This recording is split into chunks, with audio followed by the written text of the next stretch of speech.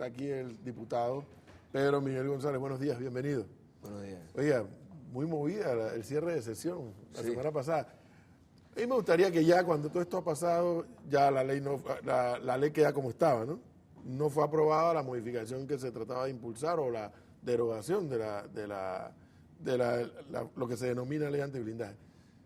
De lo que se puede hacer, yo no voy a pedir a Pedro Miguel González que haga infidencias que no se pueden hacer, pero de lo que los panameños podemos saber, ¿qué fue lo que pasó?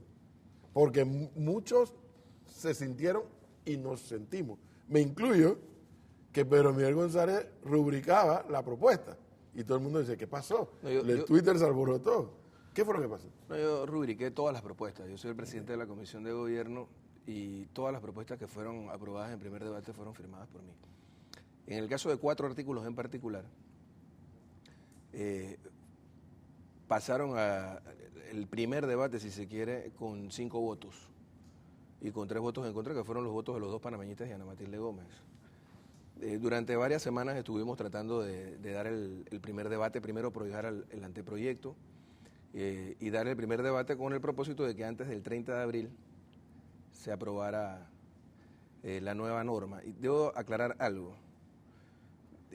La propuesta de incorporar el concepto de prueba idónea y sumaria surgió a última hora, en un escenario en el que nos encontrábamos 4 votos en una posición.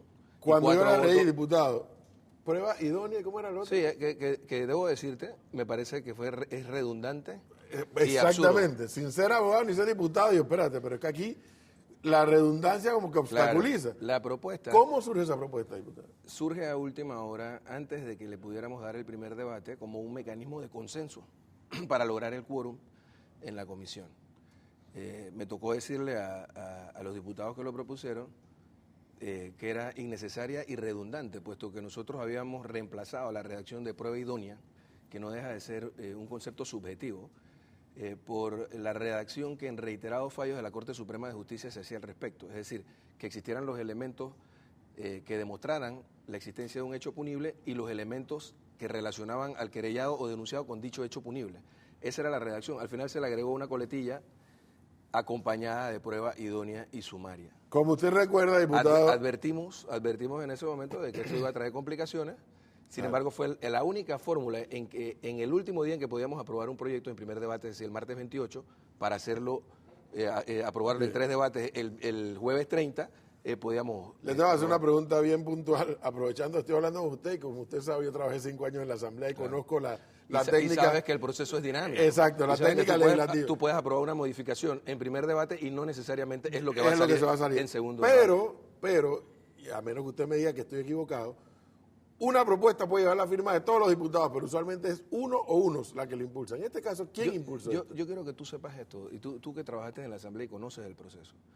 Si nosotros hubiésemos querido meter un camarón o un gol de última hora, no lo habríamos hecho en primer debate. Se habría esperado el último momento del segundo debate, cuando ya no se le podían hacer modificaciones al proyecto de ley, para presentar una propuesta de esta naturaleza. Te digo, el único inconveniente que tuvo este proyecto de ley, que creo que es lo que debemos superar en los próximos meses, es eliminar el concepto de prueba idónea y sumaria.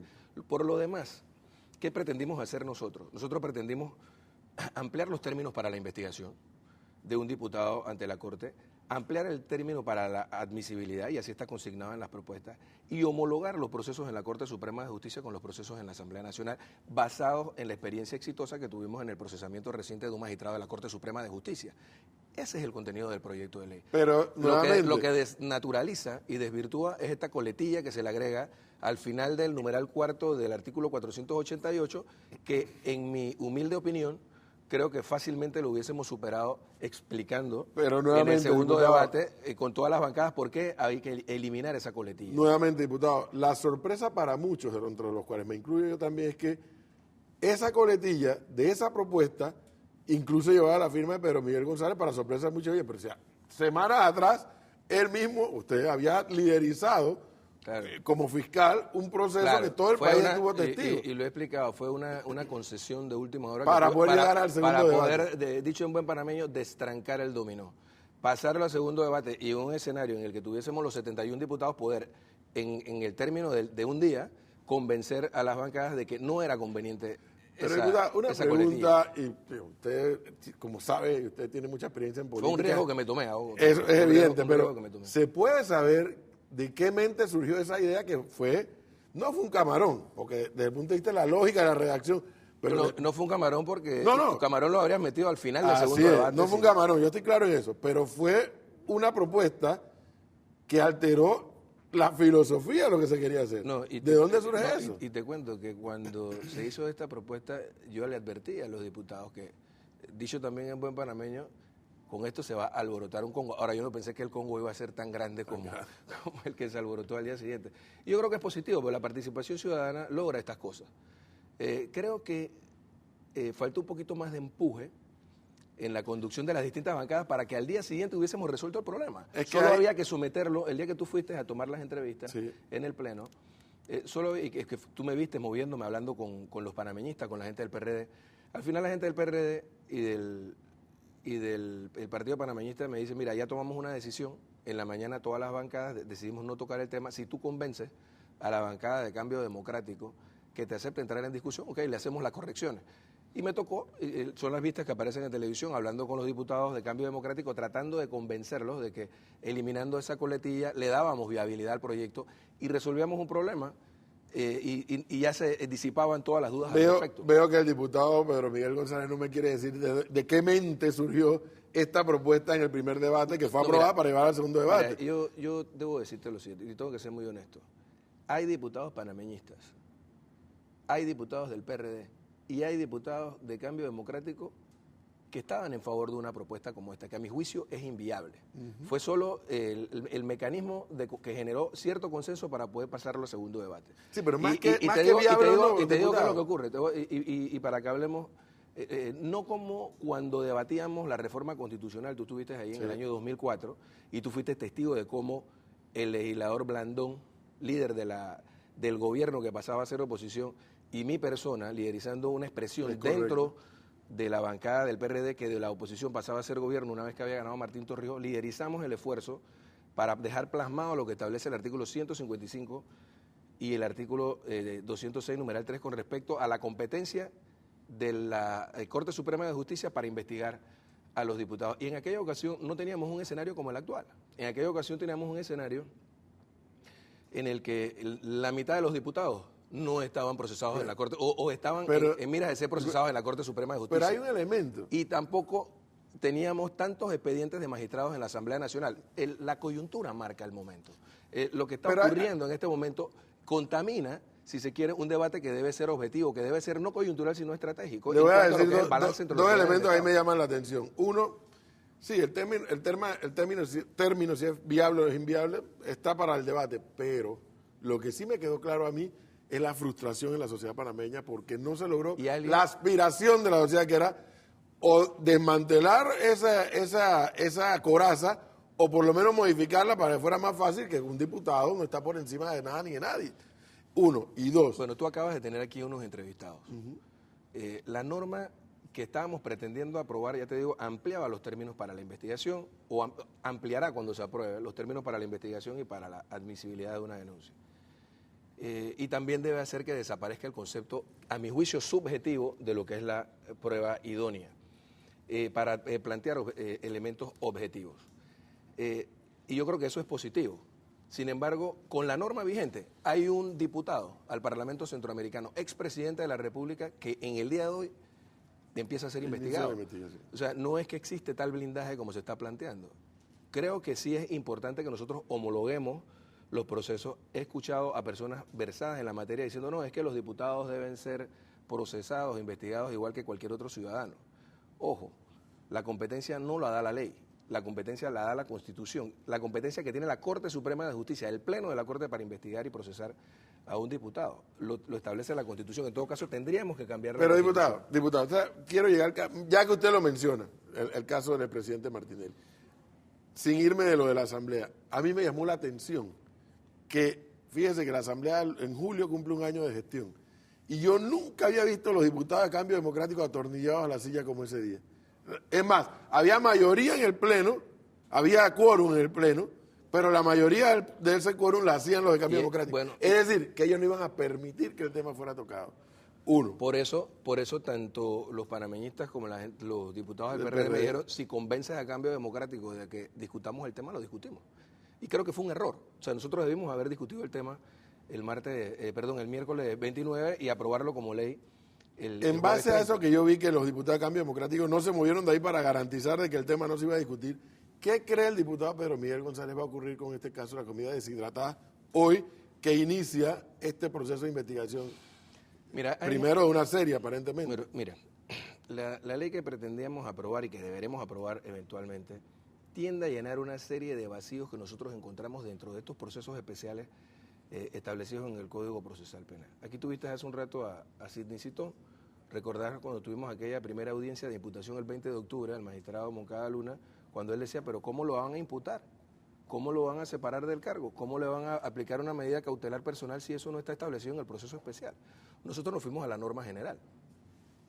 Lo que va a ocurrir aquí es que si el magistrado fiscal encuentra los elementos de vinculación de esta persona con los hechos, entonces él debe solicitar una audiencia de imputación.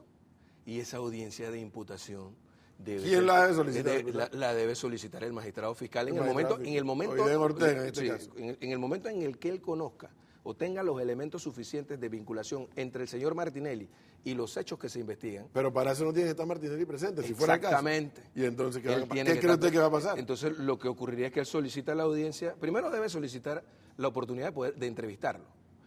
Solicitará 1, 2, 3 veces, él no comparecerá porque está en el extranjero. Y cuando él tenga los elementos suficientes, si los encuentra, solicita la audiencia de imputación, debe citarse una audiencia de imputación. Y en caso de que el señor no comparezca, entonces deben suspenderse los términos para girar una orden de conducción a nivel internacional para que el señor comparezca. Yo creo que por eso no hay que... ¿Su experiencia qué le dice? ¿Cree que llega hasta allá el caso? Yo creo que si existen los elementos en ese expediente de vinculación, yo creo que allá debemos llegar y debe suspenderse el proceso hasta que se le haga comparecer a él personalmente para enfrentar a sus jueces y enfrentar también a quien lo va a investigar. Hasta que suspende hasta que esté presente físicamente. Y si tú lees con detenimiento, porque la gente se ha quedado solamente en el tema de prueba idónea y prueba sumaria que se le quiso agregar en primer debate a la ley que aprobamos, pero si tú lees las modificaciones que nosotros planteamos, resuelven el problema. Porque lo que estábamos planteando en este caso eran 2 meses de investigación para la formulación de imputación y con posterioridad 2 meses adicionales para investigar al diputado y entonces poder hacerle la formal acusación. De eso es de lo que trataba el proyecto de ley que bueno, sigue estando en el tapete de discusión. Y por eso creo que no debemos estresarnos tanto. En este momento, a cualquier diputado, incluyendo a este señor que está en el extranjero, existen los mecanismos para investigarlo y procesarlo. Y creo que eso debe quedar claro. Es importante el papel que va a jugar el Pleno de la Corte Suprema de Justicia en esta materia. Yo creo que sería una frustración nacional si prevaleciera el criterio. Ahí está. Sí, porque entonces, ¿qué ocurriría? ¿Qué ocurriría? Que a cualquier diputado que tú lo intentes procesar, una vez que se admita la denuncia, como quiera que no se ha aplicado ninguna medida cautelar personal, como impedimento de salida del país, este señor agarra un avión, se pierde por 3, 4 meses y entonces queda impune. Diputado, yo creo que eso no tiene ningún sentido. Una pregunta, diputado, por la experiencia que usted ha adquirido luego del caso Moncada. Ahora este caso de Martinelli hoy inicia la investigación por comidas deshidratadas. Sin embargo, hoy el diario La Prensa dice haber pudo acceder al expediente en el caso de los pinchazos. Y 2 personas, bajo la gravedad del juramento, advierten que sacaron el aparato, o los racks, o como le quieran llamar, de Quarry Heights, en el Cerro Ancón, van a la presidencia, van al Puente de las Américas, pasan por Vía España, todavía está todo el recorrido, y terminan en Monteoscuro, en las oficinas del 99, donde son las oficinas principales, las empresas del 99. Así sea que haya llegado la computadora, así sea que haya llegado los racks solitos. ¿Eso tiene un giro en su opinión? Bueno, yo no conozco el expediente, yo no te pudiera adelantar criterios, pero si existieran elementos de vinculación con el señor Martinelli, a simple vista pudiéramos pensar que sí. Porque una empresa mía no mete cosas que no son mías. Todo el país intuye o deduce que sí, pero al final el mecanismo a través del cual estas investigaciones están llegando a conocimiento de la Corte Suprema de Justicia es que surgen en el Ministerio Público. Es distinto a aquello de lo que hablábamos en el Código Procesal Penal de una querella o una denuncia ante la Corte Suprema de Justicia.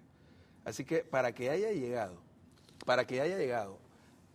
en un proceso de investigación que tiene personas detenidas con prisión preventiva a conocimiento de la Corte Suprema de Justicia es porque deben existir básicos elementos de vinculación o señalamientos al diputado expresidente de la República, Ricardo Martinelli. Diputado, yo conversé con un colega suyo, colega diputado y copartidario, y ese día me decía en la asamblea, un poco volviendo al tema del blindaje dice, le digo, pero no veo al PRD en homologados, como se dice, en el tema. Dice, aquí cada uno tiene una posición diferente y aquí no hay bancada, me lo dijo al aire incluso. Y hablé con otra diputada, colega suya y copartidaria, no voy a decir el nombre para que no me pida réplica, y ella me dio una versión un tanto diferente. Es más, me dijo que habían personas, me dijo hasta nombre, que en ocasiones anteriores habían impulsado esta legislación del blindaje. Pero es que si digo el nombre le tengo que haber hecho a réplica. No, mira, dicen que hay dos versiones, no hay dos versiones. Estuvo la insistencia, es cierto, mi bancada se reunió el lunes 27 en horas de la noche y tomó la decisión de no tocar el tema. Yo me retiré de la reunión diciéndoles a ellos que estaban cometiendo un grave error. Tuve la oportunidad el día 28 de convencerlos para que llegaran al primer debate algunos diputados de mi bancada y discutir el tema porque uno a los problemas no le puede dar la espalda. La política del avestruz nunca ha sido una política aceptable. No. Uno de los problemas los enfrenta y los resuelve. Y este es un tema de debate nacional, bueno, y lo hemos visto ahora en los últimos días, que era mucho más importante de lo que algunos estaban pensando.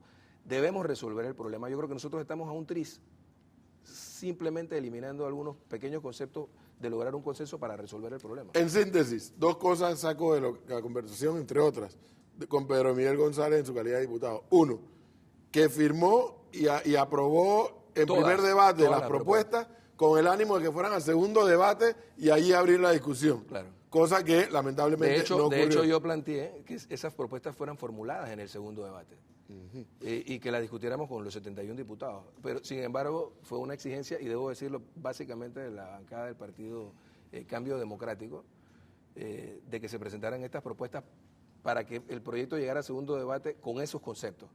Y por eso es que me toca a mí al final, en los últimos minutos, cuando todavía era posible discutirlo en el segundo debate antes de que se declarara la sesión permanente, de tratar de ir a convencer a la bancada. Queda claro que entonces Pedro Miguel González lo que buscaba era ir al segundo debate. Claro. Y no es que necesariamente estaba al 100% de acuerdo con la propuesta, sino que quería viabilizar el segundo debate. Bueno.